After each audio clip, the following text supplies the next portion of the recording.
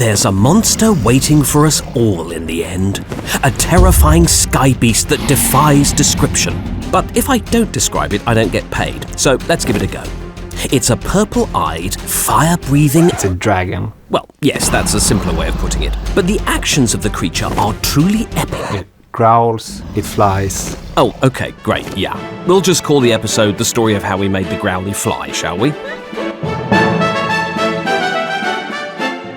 What are the origins of this dragon? Obviously, it's not based on a real animal, because, as we all know, all the real-world dragons went extinct in the late 90s. So what are its defining characteristics? I would say aggressive, lonely, but eternal. A big mob, like it's nothing you've seen before in Minecraft. And also one of the most detailed mobs. It has like 20 segments in its tail and like stuff on top of that. And as for its sounds... Growl, wing flap, and growl again. Hey, you'd sound pretty angry too if you had to live in a vast, empty dimension with no one but Endermen for company. No offense to our millions of Endermen viewers, but you lot are boring.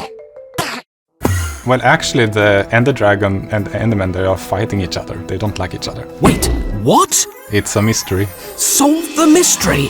Tell us why! I know the secret on why there's so many Endermen in the end, but I'm not gonna tell you. You're bluffing.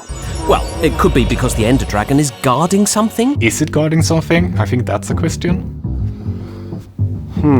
You lot do understand the point of this show is to give us exclusive facts about the mobs, right? Oh, very well. Let's go back to where it all began. The year was 2011. Minecraft had just turned 2.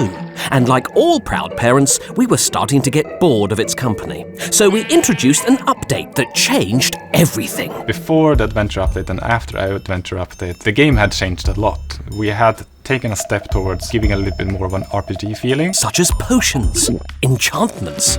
Oh, and a new dimension in the making that contained the first ever boss mob in Minecraft.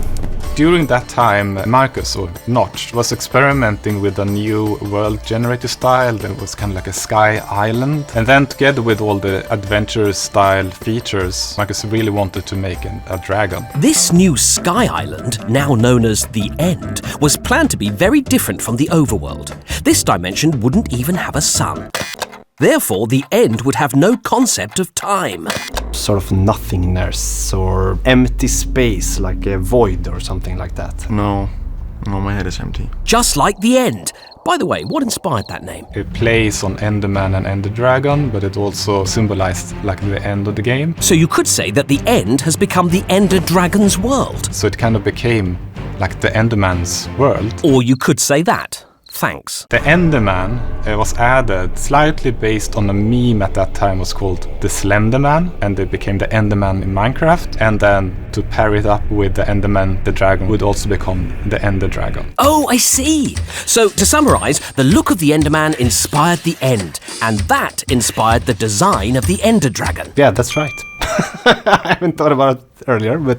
While the development team, seen here in this archive footage, worked on the design of the Ender Dragon, Jens focused on tying the mechanics of the End Dimension, End Portal, Ender Man and Ender Dragon together, until... There was like a thread you could follow from start to the end, literally, with a boss fight and then actually defeat or win the game. Finally, Minecraft had an end goal, one that was essential to the Minecraft experience. Reaching the dragon and defeating it is not like a requirement for playing Minecraft. Oh. It's something you choose to do. Very much is an aspirational feature. It is a nice sort of book ending of a adventure, but then you can start a new adventure and it can be about something completely else. Oh, that's nice. Now, here's a shocking revelation for you. Making a mob in Minecraft is tricky, especially a boss mob. And the first designs and gameplay mechanics were, well... No, was it in the game? It's just a sketch, but you're meant to be the expert here. I think they came to a really great conclusion by making it like Enderman black and purple and stuff, because it gave birth to like this really cool universe. But there were never any problems with the final Ender Dragon battle. That was perfect from day one and admirably complex. It was very simple. Oh. The dragon was just flying around and you had to shoot arrows at it. It was not very dynamic. So making the fight with the Ender Dragon more interesting became the developers' #1 priority. Luckily, we had lots of ideas. Even more luckily, we also had some good ideas. The end crystals that heal the dragon also became harder to remove because some of them are encased in these iron cages, and also the dragon would sometimes swoop down and land on the empty end portal to make you change your behavior a little bit. Essentially, the dragon could now charge at you, throw fireballs, and use its dragon breath. Most of these design choices, textures and sounds are from the 2011 Adventure update. My favorite sound for the Ender Dragon is when you defeat it and you get that kind of crackle and the screen sort of distorts and you see all these cool effects. I really enjoy the poem. Minecraft creates a lot of precious memories, and that's one strong memory for me, definitely. Beautifully put. Now we had a dragon with a name, a color scheme, sounds, soundtrack, and even its own dimension full of creepy weirdos. Did I say creepy weirdos?